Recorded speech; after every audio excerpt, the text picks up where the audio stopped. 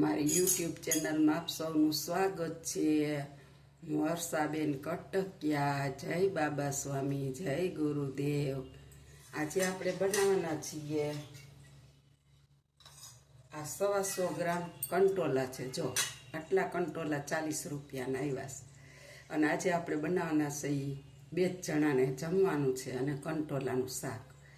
તો તમે જોઈ શકો છો કે કંટોલાનું શાક બનાવવા આપણે શું શું જોશે. જો હું તમને બતાવી દઉં. પહેલાં તો ડુંગળી જોશે, ત્યાર પછી આ આદુની પેસ્ટ છે, પછી આ ધાણા ભાજી છે, આ ગાંઠિયાનો ભૂકો છે, આ લસણ અને મરચાંની પેસ્ટ છે, આ ટમેટાની પ્યુરી છે, આ જે ગોપાલનું હરીનું કે જે ચવાણું આવે ને 5 રૂપિયાનું પેકેટ એ આપણે ખાઈલું છે.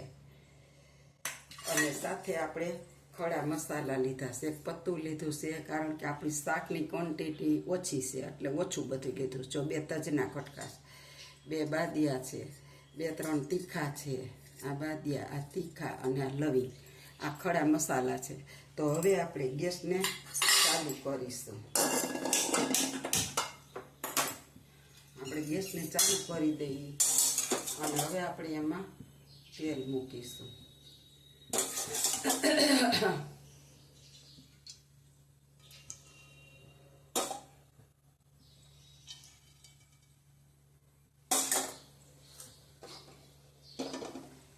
તેલને આપણે ગરમ થવા દેશું.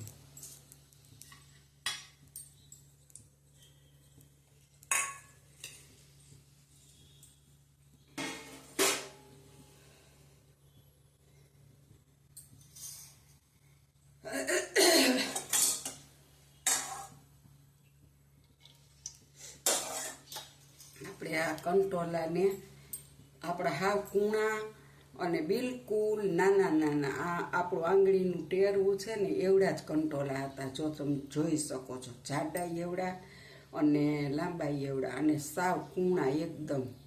આગળ તેલમાં તળશું ને આને તેલમાં આપણે તળી લેશું. આપણા કંટોલા એકદમ બહુ મસ્ત હતા.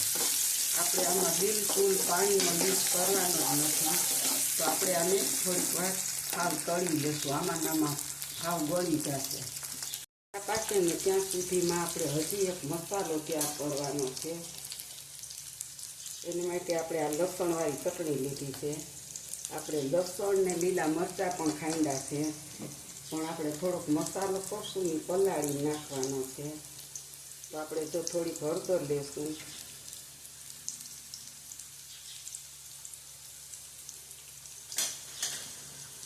ધાણા જીરું લેશું. ધાણા જીરું આપણે થોડુંક વધારે લેવાનું છે અને સાથે આપણે આને મસાલાને પાણીમાં પલાળી દેશું.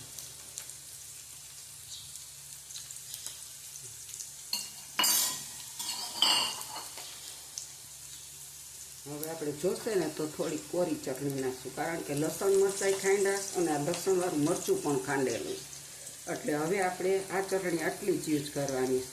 અને હવે આપણે આપણા કંટોલા તરફ જઈશું. તો તમે જોઈ શકો છો કે આપણા કંટોલા જો તળાઈ ગયા છે, હમણાં હાવ ગળી જશે.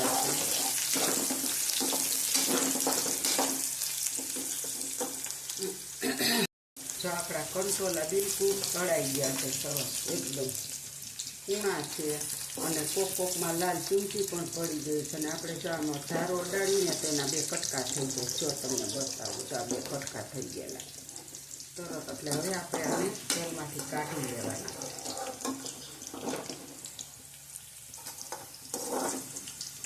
આપણે એક કંટ્રોલ અંદર થોડુંક પાકેલું આવી ગયું, બાકી બધા ઝીણા અને મસ્ત હતા. તમે જોઈ શકો છો કેટલા સરસ અને એકદમ સોફ્ટ તળાઈ ગયા છે.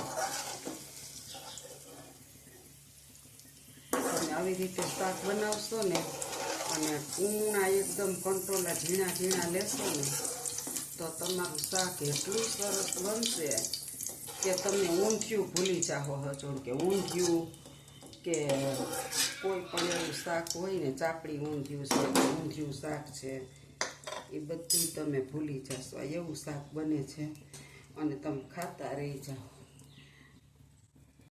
આ તેલની અંદર આપણે થોડું જીરું નાખીશું, જરીક રાઈ નાખીશું, એક પિંચ હિંગ નાખીશું. હિંગ નાખ્યા પછી આપણે ડુંગળી નાખી દઈશું.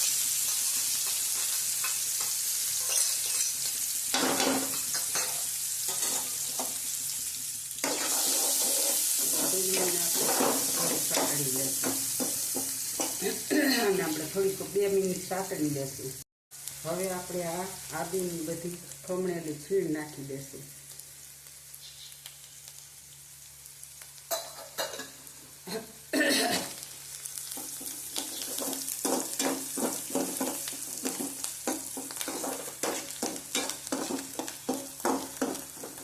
કાળું કાળું છે ને એ આપણે કંટોલાના બી છે, બીજું કોઈ વસ્તુ નથી. અને આપણે તેલ તો એ હાલે જ વઘારવામાં. તો તમે એક વખત મારી રીતે કંટોલાનું શાક બનાવજો. કૂણા જ કંટોલા લેજો.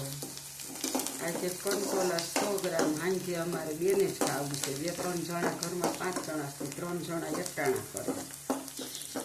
બેને ખાવું છે તો એટલું મેં ચાલો. શાક તો ઘણું જ પડ્યું છે, છતાંય મેં બી કંટોલા ભાયરાને લઈ લીધા.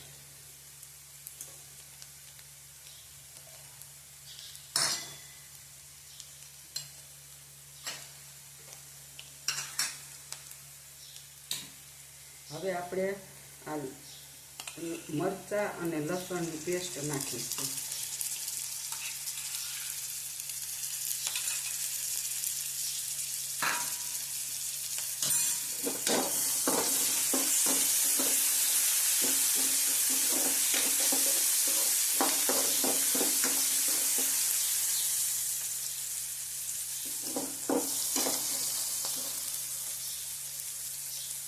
મસાલો નાખતા ભૂલી ગઈ પણ હજી તેલમાં જ સાતળે એટલે આપણે નાખી દઈએ લવિંગ ને બાદિયા એટલે હજી સતરાઈ જશે, કારણ કે આમ હવે ડુંગળીનું પાણી ને તો બધું બળી ગયું છે.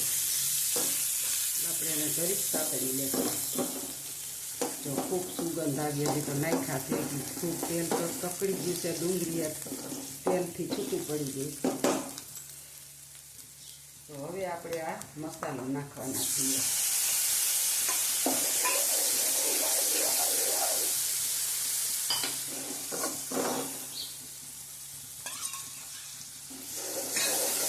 જો આપણે કલર લેવાનું કે એવું કોઈ છે નહીં, અને કાશ્મીરી મરચું અમે લેતા નથી, અમે તીખું જ મરચું વાપરીએ અને એ જ ટોટલી બધામાં વાપરવાનું.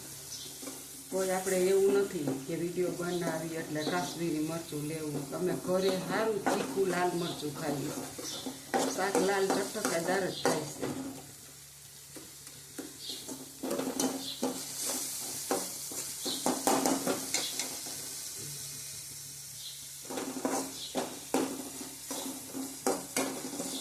આપણું આ તેલ છૂટું પડી ગયું તમે જોઈ શકો છો. હાવ એટલે હાવ જો તેલની તરી બાકી ગઈ. હવે આપણે એની અંદર નાખીશું ટમેટાની પ્યુરી.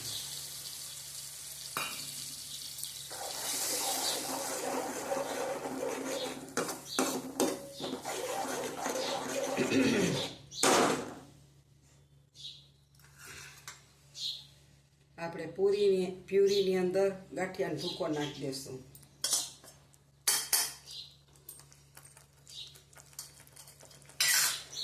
પછી ચવાણું નાખી દેશું.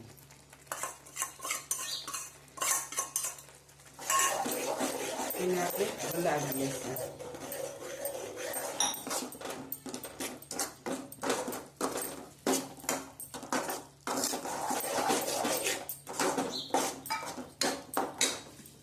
અને હવે આપણે જો ચવાણામાં મીઠું હોય, ગાંઠિયામાં મીઠું હોય, એટલે આપણે કંટોલા ટમેટાના ભાગનું જ મીઠું નાખવાનું છે. બહુ મીઠું નાખવાનું નથી.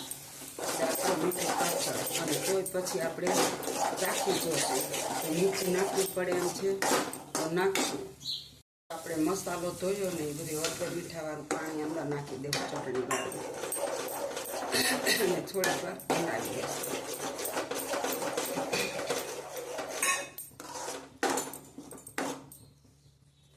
હવે આપણે એમાં આ કંટોલા પણ નાખી દઈશું અને આપણે આને થોડી વાર ફેરવશું. જો આપણું હવે આમાં તેલ છૂટું પડી જાય, કંટોલા ચડી જાય, આ થાળી મૂકવાની છે, એની ઉપર આપણે પાણી મૂકી દઈશું એટલે આની ભાફના ટીપા હેઠે પડશે અને મસ્ત શાક. હવે કંટોલા તો આપણો જો કે તેલમાં જ ચડી ગયા, ગ્રેવી સતળાઈ ગઈ. હવે આ ભાફનું પાણી મૂક્યું છે એ નીચે વરાળથી પડશે અને મસ્ત ગ્રેવીવાળું શાક તૈયાર થશે. તો આપણે આને 2 થી 4 મિનિટ ચડવા દેવાનું છે. આપણે જો શાક જોઈ લેશું, જો પાણી ઘણું ભરી ગયું ઉપર ને ઉપર, જોઈ શકો છો તમે. અને જો આપણું તેલ છે ને એમાં ભાપ પડી અને બધું તેલ ઉપર આવી ગયું, તમે જોઈ શકો છો. જો અને નીચે શાક થોડું બેસી ગયું. તો આપણે એ હવે બેસી ગયું છે ને એ શાક પણ એની જાણે જ ઉસળી જશે. બંધ કરશું ને એટલે આ બધો રસોઈ પીવી જશે.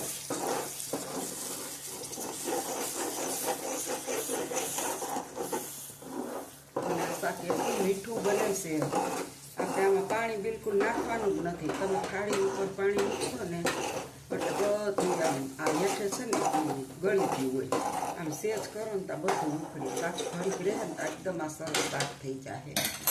તો આપણું શાક આપણા શાકની અંદર કોઈ વસ્તુ નાખવાની નથી અને શાક આપણું મસ્ત બની ગયું છે.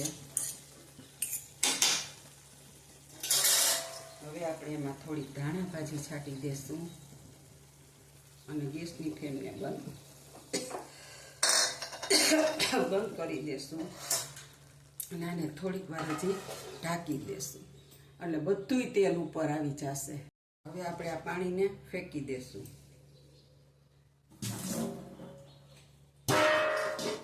અને જો તમે જોઈ શકો છો કે આમાં તેલ બધું ઉપર જ આવી ગયું છે, પણ હજી ઠરશે ને એટલે એકદમ આવી જશે.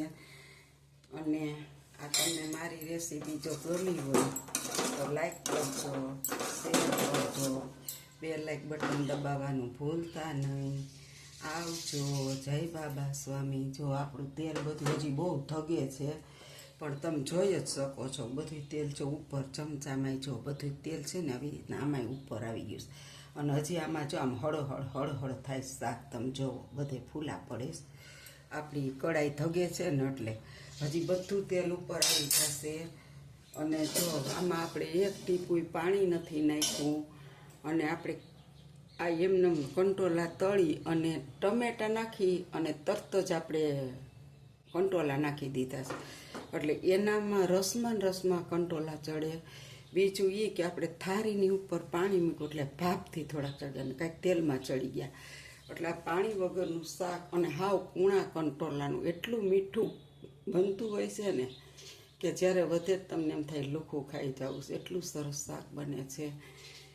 તો તમે કેવી રીતે બનાવો? ક્યારેક તો કોમેન્ટ લખજો કે અમે આવી રીતે બનાવી. અને મારું શાક મેં બનાવ્યું એમ ન બનાવતા હો તો એકવાર બનાવજો ચોક્કસથી. બહુ જ મસ્ત અને સ્વાદિષ્ટ શાક બનશે.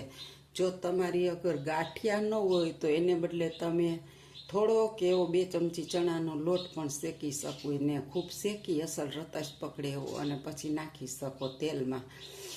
અને બીજું એ કે ગાંઠિયા તો 5 રૂપિયાનું પેકેટ લ્યો ને તો 500 કંટોલા હોય તોય હાલે, કારણ કે એમાં બધા ખાટા મીઠાનો સ્વાદ હોય છે એટલે એકદમ શાક બહુ મસ્ત ટેસ્ટી બને છે, કારણ કે એની અંદર બધી જ વસ્તુ હોય છે. તો તમે પણ એકવાર આવી રીતે બનાવજો અને બનાવીને ખાજો, પછી કોમેન્ટ લખજો કે ખરેખર કેવું શાક બન્યું. અને જો સારું લાગી હોય રેસીપી તો લાઈક કરજો, શેર કરજો, 2 લાઈક બટન દબાવવાનું ભૂલતા નહીં. આવજો. જય બાબા સ્વામી, જય ગુરુદેવ. શાક ઠર્યા પછી જો તમને એમ લાગે બેઠું પણ જરાય ન બેહે, કારણ કે જે જરા તરા પાણીનો ભાગ હોય ને એ નીચે તળિયું ચૂસી લે. જો હાવ પોચો જ હું ચમચો અડાડું જો જરાય નહીં બેહે શાક અને એકદમ મસ્ત બની જાય. હજી તો ખૂબ ધગે છે એટલે તેલ પણ છૂટું પડી જશે. તો ચોક્કસ આવી રીતે બનાવજો અને કોમેન્ટ લખજો ભૂલતા નહીં. આવજો. જય બાબા સ્વામી.